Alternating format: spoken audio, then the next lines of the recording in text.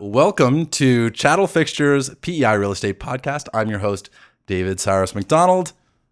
Aworth is a commercial real estate advisor with Cushman Wakefield Atlantic and president of the Worth Consulting Group, which specializes in export and international business development. She is a licensed realtor and has her Certified International Trade Professional CITP designation and has worked with some of PEI's biggest businesses in helping them achieve their goals.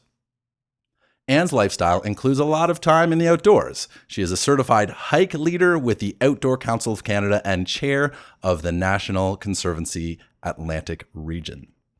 I remember meeting Anne during her time as executive director of Meetings and Conventions PEI and being blown away by her optimism and energy and ability to listen and see the big picture of the ideas I was presenting. She was able to instantly connect with those ideas, understand them, and find ways to add value. Anne has been a force of energy in the business community from her time as the past executive director of Atlantic Canada Food Export Partnership, the PEI Aquaculture Alliance, and Meetings and Conventions PEI. She is one of the most connected business people I'm aware of here on the island.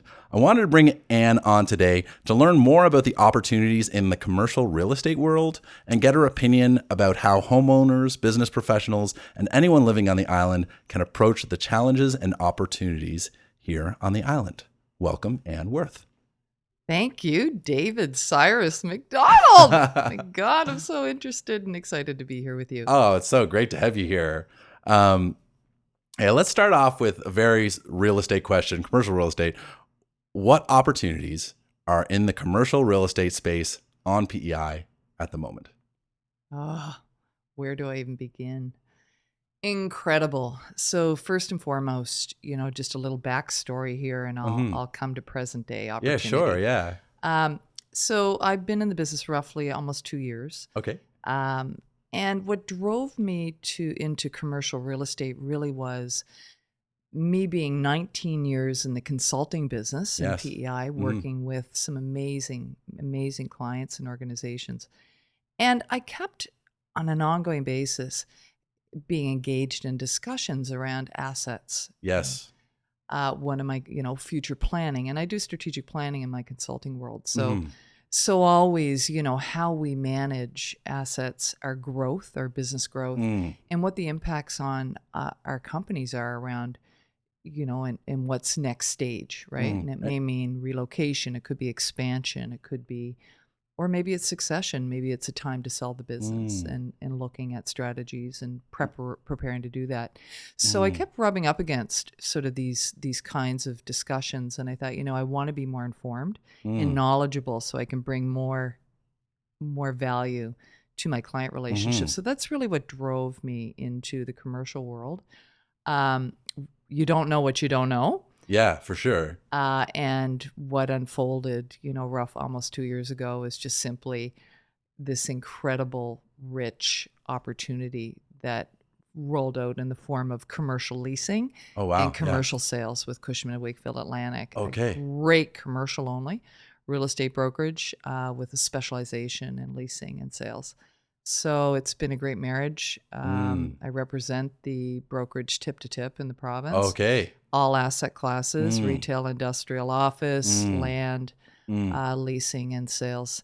So it's a fascinating world, and I'll just simply say, every day you're learning something new from somebody. And despite great connections and great base, I'm a continuous learner. So being in this business in the way that I am, it's a collaborative business. You work a lot with other people. Yes.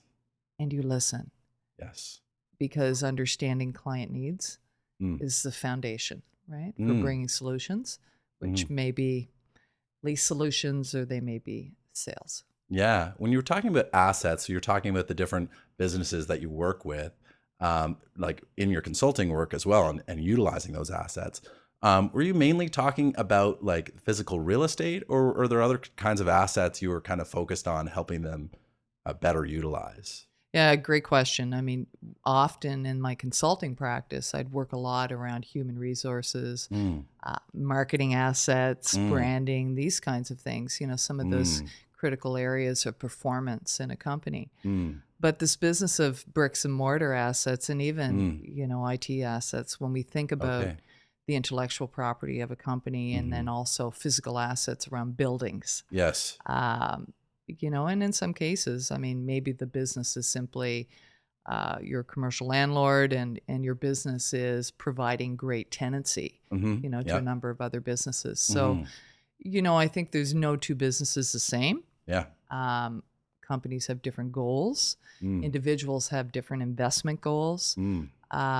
So what I find when I say days are very diverse, there are days that I may have tenant representation. So Mhm. Cushman, in case you're unaware, Cushman and Wakefield is international Okay. in their presence, and we have incredible presence across the country. Mhm. So we have national account management in all asset classes. Okay. And what that means is if I'm working for organizations in the province that have connectivity outside the province, Mhm. banking, financial sector, Mhm. manufacturing, whatever, relocation, renewal work for Mm. tenants, expansion, finding new space, and that type of thing Mm. is something that I'm on an ongoing basis looking for and mandated to do. Wow. So, from 500 square feet to 25,000 square feet and up. I mean, Mm. I'm really so truthfully really understanding the market in terms of the inventory, Mm. availability, Mhm. vacancy, Mhm. trends in different communities, Yes. uh, and frankly, how space is changing, new build, Mhm. repurposing of space, Yeah. and so on are all part of this assessment and knowledge base around Mm. understanding, finding right fit space and right opportunity for maybe a company looking to enter the Right. PEI market or a company looking to expand Right. or relocate if they're in a current Right. So building. I'm picturing the sort of conversations happening within Cushman and Wakefield and imagining, okay, there's some national franchise, for example, that wants to expand nationally and they have representation in these different markets. And then do you find those sorts of things happen where there's these opportunities that are coming in for island, say, asset holders of commercial space or of, where these national things are working with Cushman and Wakefield and you have this sort of pathway to have that deal flow, I guess you could say, with that. Is that a part of it? Oh, you're bang on, David. I Mm. mean, right now I have, probably about a dozen mandates ongoing, Mhm. trying to identify right space for clients in Right. all areas. So, you think Mm. about franchises Mhm. in every industry. Right. If it's equipment rentals or if it's food service and hospitality Right. or so, I think that really understanding sort of and working really closely with local landlords is Mhm. something that I do a lot of. Yeah. And I say there's no two buildings the same. Mm. So really understanding the nuances of, you know, buildings Mm. becomes a real learning opportunity and something that I'm working towards. Wow. I just There's a imagine things oh, like say incredible. if you have like I'm just this is brand new for me, right? So I have so many questions.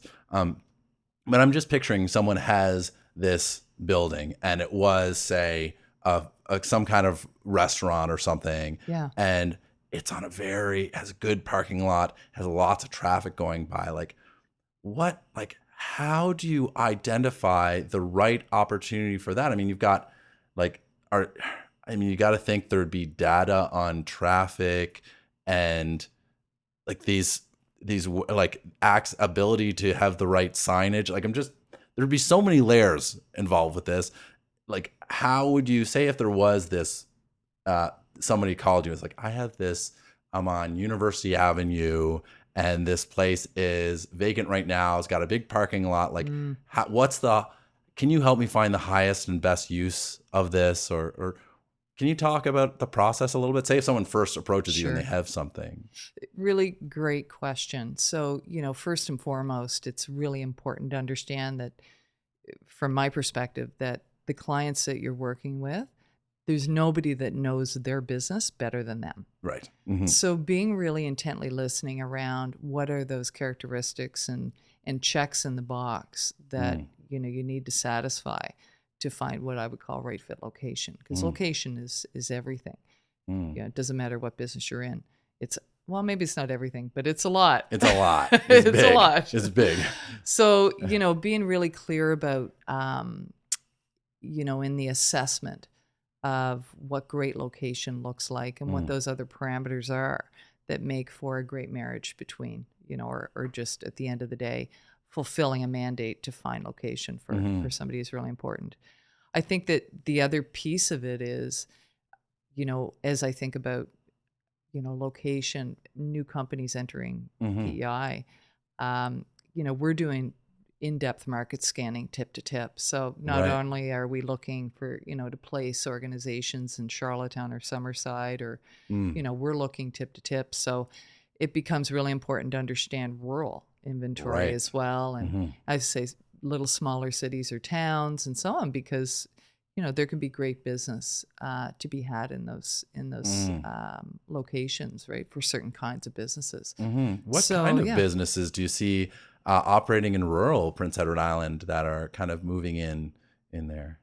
Yeah, I mean, currently right now I have mandates to look for food service locations, equipment rental I mentioned before. Right, yes, yeah. Startup manufacturing. Oh, okay. Warehousing. Okay, yeah. And the list goes on. Right, office. Yeah. I do a lot of office leasing. Do a lot of industrial leasing as well. So, There's all these smaller communities, they require these services. Absolutely. So who's going to provide them, right? For sure. And what I know is that we've got great buildings in PEI. We really do. We've got landlords that take great care of buildings, and what they're interested in, or my experience has been what they're interested in, is having great tenants. Yeah. That's a perfect marriage. And for me to be able to sort of really understand the goals of landlords and tenants, to be able to, if you will, match make in a way that we have a successful engagement. On the investment side of my work, I mean, we've got a depth of experience throughout Atlantic Canada. I have a research and marketing support. So we're doing a lot of data mining to help us understand things like rates in different markets, square footage rates, values, vacancy, trends, and, even beyond the region, we can draw from some of those national resources. So you had mentioned highest and best use analysis. Really important, right? If somebody who owns an asset can kind of take a step back and say, is this the highest and best use of this building, of this land, et cetera? And if we can help from an advisory perspective, provide some guidance around that, then it provides value and insights to the owner, to be able to make some future decisions, right, strategically. Right. And then you mentioned investors as well. I mean, there'd probably be some people who would see an opportunity with a particular building and say, you know what, it's being used for this, and that business is slowing down or whatever it is. It's like, if we did this here, imagine the opportunity and imagine the services that we could provide for this area, and it just being right on the money. I mean, that could be an opportunity for someone to go in, maybe make an acquisition. Yes. Yeah. And, I say there's no two investors the same. There's what I have come to respect and really realize is that commercial real estate as an investment is a pretty solid, long-term running, strong way to invest. So, and there are different levels of investment that people are comfortable with, and different areas, in terms of the areas that people are interested in investing in, whether it's, what asset class, a retail mall may be of interest to somebody, or, maybe an industrial building may be of interest to somebody else. Yeah. So what I know in my experience over the last few years is that we've got some amazing entrepreneurs in PEI. Yes, definitely. Who are really interested in growing. Despite the pandemic, despite some of the challenges that we've had, we continue to see innovation, investment within commercial real estate channels. Right. And that's exciting to me. But what really excites me is working with excellent entrepreneurs and finding them, investment opportunities or whatnot. So it's a little bit of matchmaking. Right. Yeah. And we'll do that back end work, that research to help inform Right. a person around an asset, around an opportunity, evaluating the ROI, I'm just thinking really about important stuff. even, it's really easy for me to get my head around, at least to a reasonable extent, mortgages on residential property and how that discussion works. I mean, you need your debt service ratios, you need to have the income to support it, needs to be appraised properly, that kind of thing. But when you're dealing in commercial, we're talking about, say, if it's an existing business that is remaining and it's a change of ownership, then we're talking about, balance sheets and, the whole financial statements and what kind of, there's a lot there. There's a lot there. And I imagine, like, with a lot of these transactions, is there a big financing component in a similar way to residential where the vast majority of homes are purchased by someone who's getting a mortgage? So I'm going to answer the question, but perhaps a little bit circle around it and then come into the center. We can't talk about commercial real estate without talking about the professionals that provide really great service, right, to facilitate transactions. So I think about some of the great accounting firms in PEI that, are doing all that proper work and preparing great financial statements and so on. So these that's are going to make really the important whole documents. transaction flow so much Legal better if services, done really well. I mean, I'm not a lawyer, I'm not an accountant, I don't pretend to be, don't have that depth of knowledge. But what I do have is a great network of professionals who are brought in. And often what I find is that, entrepreneurs have existing relationships, in legal and in accounting world. So we work really closely, with not just accountants and lawyers, to facilitate successful transactions, but we also work with the brokerage community. There's some great listings out there with my broker friends and, being able to, be on the receiving end of being aware that an asset is for sale and or for lease. And I do the same. I share my my opportunities with the brokerage community and with the real estate community. So, I think that this is the business of working collaboratively with your own industry in a way that everybody's successful. Because it's the client. It's you're trying to satisfy the client's needs. Yes. And that means working with others really well, really effectively. So I'm building those relationships and really excited to do so.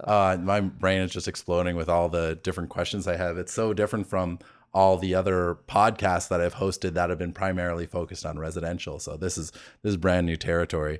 I wanted to ask what made you get into commercial real estate and what pathway in your career took you here. You addressed it a little bit before, but if you could kind of tell that story for people, I think that'd be really nice. So if for anyone that knows me, yes, which is many people, I feel like. I sum it up like this. I'm a people junkie. Yeah. I absolutely love people and I love seeing people successful. Yeah. And anyone who knows me knows that I feel strongly about that. Definitely. I feel strongly about nature, conservation, and I feel strongly about seeing people succeed. Yeah. And, I've just, maybe not necessarily with purpose, but I've spent a lot of my career, in my services, trying to affect that, whether it's on the HR side or if it's working in organizations like tourism or, food exporting or whatever I've done. I just intimately have been involved and I've had the privilege to meet and work with a lot of great people. Yeah. And you know what? That's exciting. Yeah. Seeing people and you facilitating that success, there's no feeling like it. Yeah. Knowing that you played a small a part in some way, facilitating something really positive to happen. Oh, totally. And when people have success my experience has been when people have success in this world of commercial real estate and leasing and so on, what it means is success in sustaining and growing a business. Mm-hmm. Often that means success in employing and growing your impact in a community. Yeah, big time. Right? So the healthier and more successful businesses, the more those businesses are able to give back to their employees, to their communities and beyond. And that matters.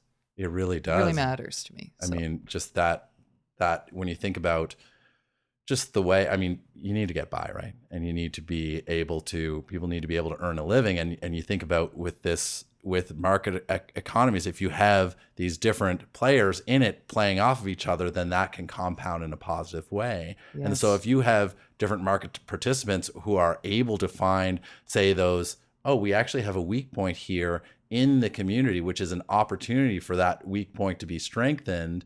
And then you say if there is some commercial entity that can come in there, and then all of a sudden employment gets better, opportunity in the community gets better. Yes. Maybe the people's kids are like, maybe I will stay here on the island, and so it can be good for the community.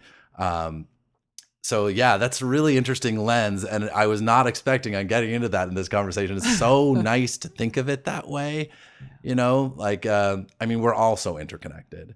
And so when there's these forces coming into play that are lifting up our ability to, for people to make a living and to be able to have a prosperous life here, if this is the place that they choose to live, then that's hugely rewarding. That's really cool. Absolutely. Thanks for tuning me into that. That's really cool. Congratulations on. Oh, hey, thanks for asking the question.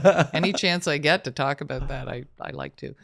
One of the things that I think about around trends, and that's the other thing, if you can bring some insights to folks, whether or not they ever do business with you or have a formal need, I don't think that's really the point. The point is, because of, sort of what I would call the professional development and investment and access to resources that our brokerage might have, and by virtue, I would have access to, I'm able to sort of share that in ways that matter, to folks that I know or people that have an interest. So, if, what are the trends around, let's say, office occupation? So we've got people that have, not necessarily by choice, had to work from home for some time. Yes. So where are we seeing, what are we seeing in terms of how office space is changing to be more collaborative? Our footprints reducing in office leasing, people reimagining space in terms of workplaces being different than they used to be. Yes. And all of that is happening. So it's really quite fascinating. And we've got some amazing workspace say teams right in the office section that just do nothing but inform clients around and help clients find solutions around next stage. You've got a hybrid work model where some folks are working from the office and some are home, coming in maybe on a part-time basis. What brings and invites people into space where employees can feel appreciated, can collaborate with others, and you can really well utilize the space. And have that human connection. Absolutely. So these things are all sort of being considered, by in the office community and if you're leasing space. So I think having those kinds of conversations with a resource that can help guide and inform with, maybe some best practices and what we're seeing happening in this vertical becomes super important. Right. And it's like an opportunity to do more with less potentially as well. So I remember hearing this, and the audience can verify this, do their own search. But I remember hearing that whenever banks started introducing ATMs, people thought, oh no, this is the end of banks. And then they realized, oh wow, we can have the humans do the more complicated work and the ATMs can just get the money back and forth with them. And then that allows us to open more branches. So they are able to do more with less space. And the banking industry expanded dramatically after that in terms of their physical footprint. Yes. As a result of better asset utilization. Yes. So you can imagine thinking about that now with these hybrid work models where there's so much, I find now there's so much benefit of the face-to-face, the multi-sensory experience, But you can do so much from home. I mean, we're shooting this out of my house. Yes. It's not, we're not in a fancy recording studio. We're able to do this. Yet with my current work as a realtor, I've been going into the office and I've been able to talk to other realtors and say, hey, what's going on? Like, what can we learn from each other? So, yeah. I mean, I guess I'm just kind of repeating back some of what you're saying here. But, No, but yeah. you're bang on. I mean, that's a great example. And, the things that I think about, if I try and put myself in the shoes of, a building owner or a tenant, and to do that, you have to be asking yourself the kinds of questions that they're asking themselves. Like, this is my investment. How can I maximize the effectiveness of this building in terms of its square footage? Yes. Who's in it? Do I need to take a step back and look at potentially repurposing? Is there mixed use opportunity here?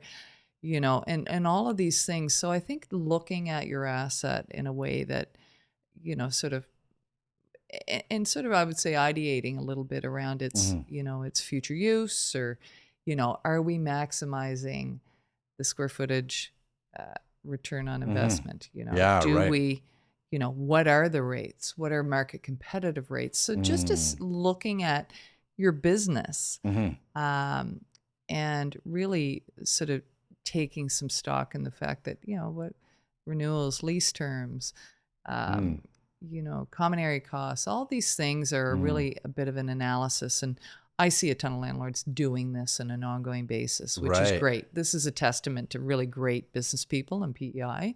Right. Because, when you look at the bottom line of these businesses, which is often, I think it's easy. I have some background in business, and I often found it easy to focus on the top line and the gross revenue and be so focused on that. But sometimes you can make some small adjustments that really help the bottom line. And ultimately, from that bottom line is the profit, which is the fuel for the business to keep growing and keep hiring and to have profit. So something like that, thinking of like, okay, this area here is being underutilized. Maybe this area could be leased out to this, which is actually perfect utilization of this. You could get more revenue for your business by not using this space. And there's a great opportunity for this thing to come here. Yeah. And then the net value in terms of the productivity increases and it improves a small change like that to the gross, often you don't notice it. Yes. But at the bottom line, where it kind of really what matters when you're a business owner, if you are trying to make a profit, that is huge. Space utilization and rethinking space, and also services to tenants becomes super important. So are there ways that we can add value, not necessarily add cost, but add value to the tenant experience, in our building? Because at the end of the day, I called it a marriage earlier, but it really is a relationship. And there's not a landlord that I know or a building owner that doesn't want to have a great relationship with their tenants. And I would suggest the same from a tenant perspective. You want to maintain, an awesome relationship with your landlord. So yeah, absolutely. Right. So these are really important things, and it matters because it's about how much you enjoy your work. Yeah. And how productive people can be and how much they can focus on their work rather than some unnecessary issue. So it's really that's going to create better asset utilization too. Just people being able to not have the friction of say it be bad relationships or just some issues that aren't being addressed or that kind of thing. Well, the other thing that we find is we're getting engaged to do sort of that front end piece where there could be a development group that may have some land and they want some informed advice around, oh, well, what should we or what could we do with this? And they want that macro perspective around not what's happening today, but what do we need to prepare for tomorrow? Right. What's next?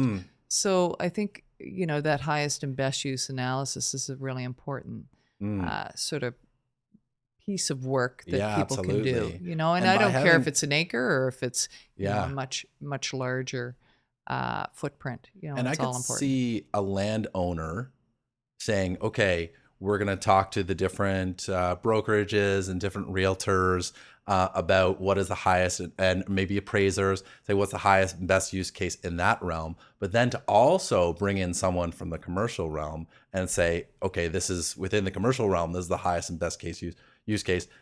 At that point, you can look at it with a fresh set of eyes and from different perspective, and because maybe in the residential world you aren't actually doing as well with it as you could in the commercial space, Yes. or vice versa. So having that by bringing someone like you into that conversation, it can open up all these different pathways that you otherwise may not be considering.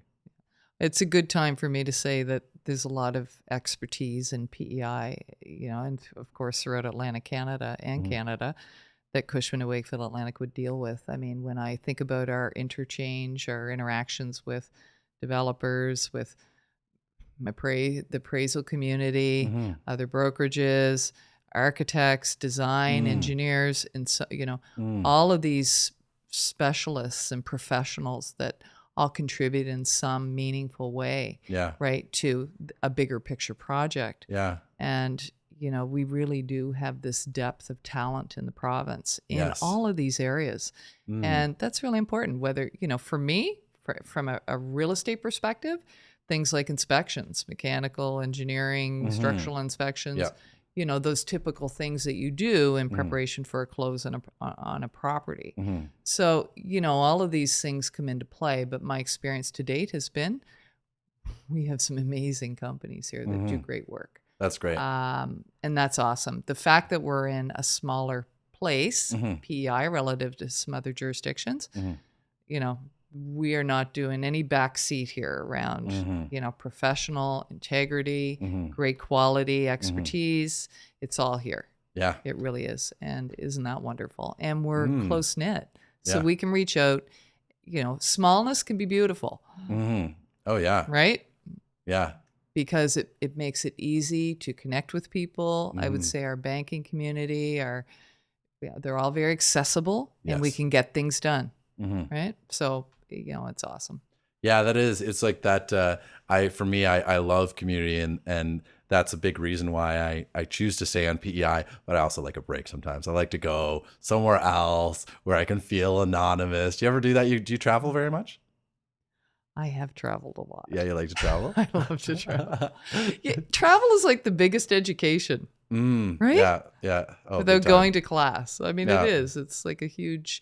In my past role within my company, I still do export consulting a little bit and help introduce Atlantic Canadian companies to international buyers. I still do a bit of that, but I've probably been in quite a few countries. Oh, yeah? Taken Canadian companies to a lot of international markets in my career. Right. Yeah. Sometimes it can be a breath of fresh air to be in a different space. Oh, yeah. Very much so. Yeah. Very fortunate.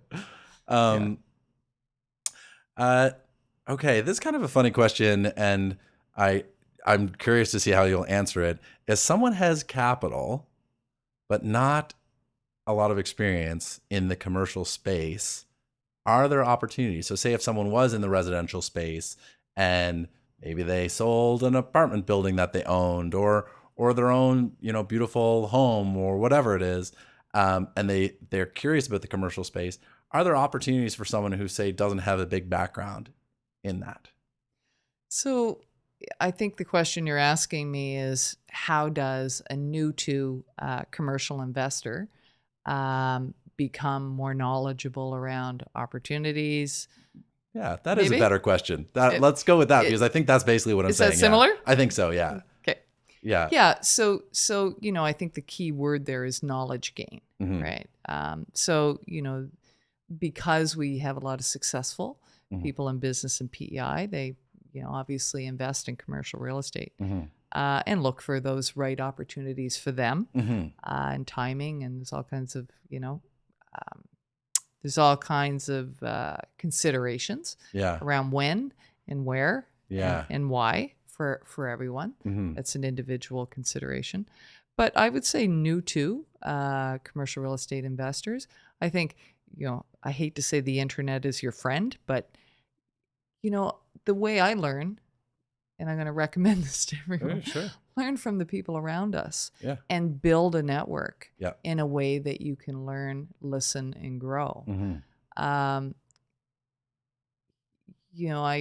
think about time management a Mm-hmm. little bit in business and how, not just how you spend your time, but what you bring in terms of knowledge each day. Yeah. And if you're purposeful about that. So are you reading about commercial real estate investing? Are you subscribed to this podcast and others?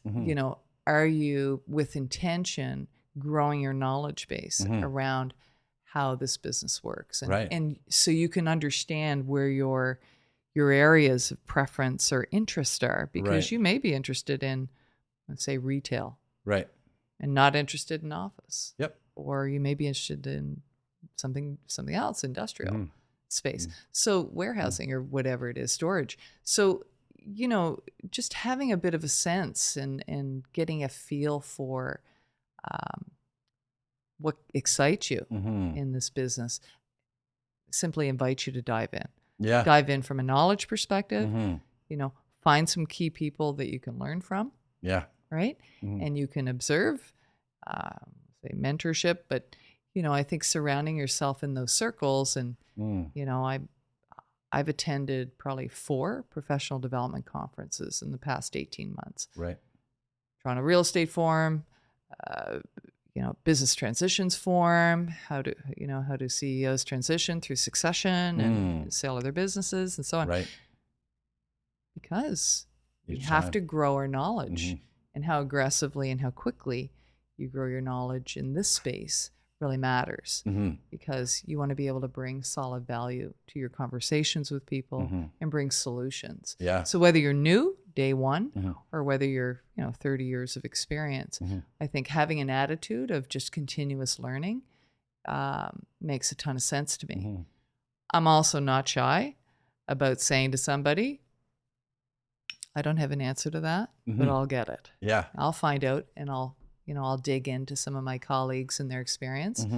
And that's important too. So just, just not, don't pretend. Don't pretend. There's no need. There's no need. I think in life in general, there's kind of no need. Go find. Go find. Go find. Just so honesty and integrity in your communications with clients is super important. Oh, trust is the fundamental.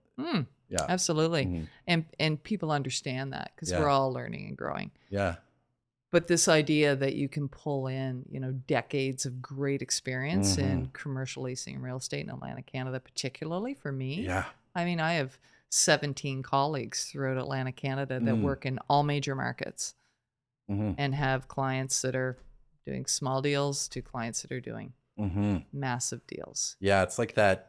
What's cool about it, and it would tie into your background from business consulting and a whole range of things, but that idea of, it's almost like information arbitrage, where it's like, okay, you can be a touch point for people where they can kind of go in and then that can fan out from there, and you can say, hey, have you talked to this person, or have you thought about this? And then because if you have these different touch points in the community and different people you can reach out to, that can open up just all these different perspectives, right? Even having this conversation, had we not bumped into each other on New Year's Eve and talked about doing this podcast, there's so many different, directions my mind is going, and I'm thinking about these different people who are investors, whether it be in their own businesses or in residential real estate or in publicly traded companies, who may have had no prior thought of even being in the commercial space, and being like, wait, there's this whole range of asset classes in here that can be learned about, and these opportunities, if you're weighing these different opportunities, why not weigh these other ones alongside it? And that's cool. It's kind of getting, the synapses are firing off with this. It's really cool. And I hope that is happening for the audience as well. I hope so too. Yeah. If you're watching this, leave a comment and say, I don't get very many comments on my videos yet. Really? No. Okay, no. I'm going to share your video. I'm going to Okay, share great. this clip. Like, maybe I'll share it on social media. Yeah, I'll have to. I could do up a little clip for you if you'd like. It's my editing skills are emerging. This is in one of my areas of You're growth brave here. and you're doing a relatively new podcast Yeah. and you're rocking it. Thank you. Let's remember that. I want to talk quickly about one thing that we haven't touched on Yes, that I think is please. really important. I am opening doors for PEI clients in all asset classes in other markets. And we haven't Right. really talked about that. Right. So bringing your business there. So you're growing your business in PEI and you want to explore, I don't know, entering the Halifax market or maybe entering the Moncton market or whatever. Oh, okay. So I'm opening doors in helping companies establish as Yeah. well, right? With working in collaboration with my colleagues in all those major markets, whether it be Halifax or Truro or Fredericton or Moncton or Yeah. St. John's, Newfoundland, or wherever it is. So I think that's really important to understand that there's this really great network. Right. And when I understand, and if I'm listening well to my PEI clients Mhm. and their growth and their aspirations, which may involve acquisition elsewhere Yep. outside of the province, or it could involve needing lease space because they have a new display showroom or, in Burnside or whatever it is. So we're doing some of that as well. So the other thing is, when I think about the excellent agents in PEI that I've had the chance to work with in other brokerages, very competent folks that have great depth of experience.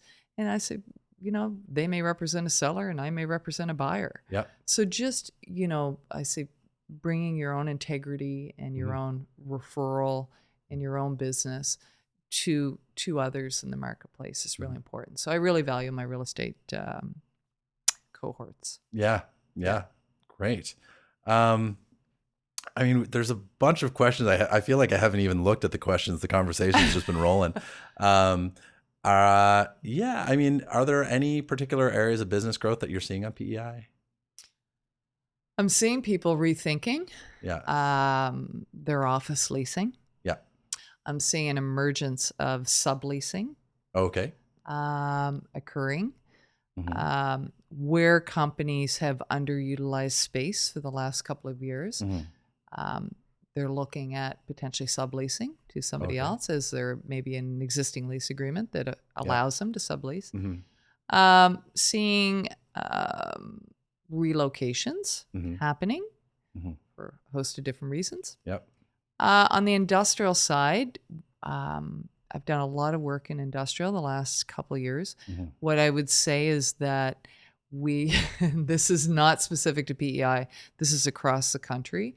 We do have a shortage of industrial space. Okay. Which like zoned for industrial or physical buildings? Physical buildings and space. Okay. So one of the impacts from the pandemic was supply chain disruption. Yes. So one of the outcomes for lots of companies were to want to, if you will, we call it the squirrel or the stockpile effect, having more inventory available in case of supply chain disruption. Yes. And even not just disruption, but difficulty finding and sourcing. Yes. So when you anticipate those kinds of challenges, this can cost companies huge amounts of money. So being able to shore up and expand available inventory when just in time shipping isn't necessarily available is really important in terms of locking in pricing as well. So that's one driver around the need for more warehousing space. And I get calls probably every second day. And so are these people using this warehouse space for short periods of time, kind of as overflow, kind of like a peaker plant in an energy crisis? Or well, it actually is it's more sophisticated than that in the sense that people are making long-term commitments to leasing and or buying industrial buildings, in part to satisfy and to mitigate that risk of supply chain disruption. So and then they can use that space in flexible ways. Yeah, absolutely. And we're really excited to work with organizations that are plotting their future and really professionally looking for and facilitating us to assist them in that regard. And I feel like we're just scratching the surface, but I want to ask you, is there anything else you want to talk about before we wrap up? I want to talk about you. What do you I'm want? excited. Congratulations on the fact Thank that you. you're recently graduated and now real estate agent, advisor. Thank you. I'm excited with your personality. You're going to rock this business. Thank you very much. I know it. I appreciate the vote of confidence. I'm feeling really good. If I can help you in any way, I want you to reach out. Yeah, same. Okay. Yeah. Speaking of reaching out, what's the best way for people to get a hold of you? We have a number of things. One, Cushman Wakefield Atlantic have an Atlantic site where all of our listings, lease and sales, investment opportunities are all located there for all major markets in Atlantic Canada. Everything in under one. So cwatlantic.com is the site, cwatlantic.com. Okay, I'll put that in the show notes as well. If someone wants to go under the video and click the link to that, it'll be there waiting for you right now. If you're in the audience. Oh, thank you. So, my, I'm going to call on-market opportunities are all listed there, but I do have some non-off-market opportunities as well that aren't necessarily advertised on the site. So you actually have to speak with me. Okay, that's great. But of course, my phone number is easy to remember, 626-9666. Okay, great. Yeah, so aworth at cwatlantic.com. Great. I can put that all in the show notes as well. Oh, so wonderful. People can get a hold of you very easily. Yeah. And I want to let people know, though, that, we have seen sort of, I would say, in other parts of the country, particularly more significant size centers, maybe a bit of a slowdown in some areas. But the good news is in Atlantic Canada, we're not seeing that as a firm. Okay. We're seeing a continuation and a continued strong demand for our services. And that's a wonderful thing. That's good to know. Yeah. Awesome. Well, thank you so much, Anne. Thanks for coming in. Thank you. It's been a joy. Wonderful. Thank you for listening to Chattel Fixtures PEI Real Estate Podcast. I'm your host, David Cyrus MacDonald. If you want to reach out to me for any reason, please visit chattelfixtures.com to find my contact information, show notes, etc. We're currently looking for diverse and interesting guests. If you would like to have a conversation with me, or if there is anyone you would like to hear me speak with, or have an idea for the show, let me know. Get in touch through the website or tweet at me at Chattel Fixtures. We're currently seeking out relevant sponsors with solid reputations, serving customers, particularly in some way related to the PEI real estate market. If that sounds like you, get in touch with me if you want to support great, positive conversations about real estate happening right here in PEI. Visit chattelfixtures.com to learn more. Be sure to subscribe to Chattel Fixtures PEI Real Estate Podcast and see you in the next episode.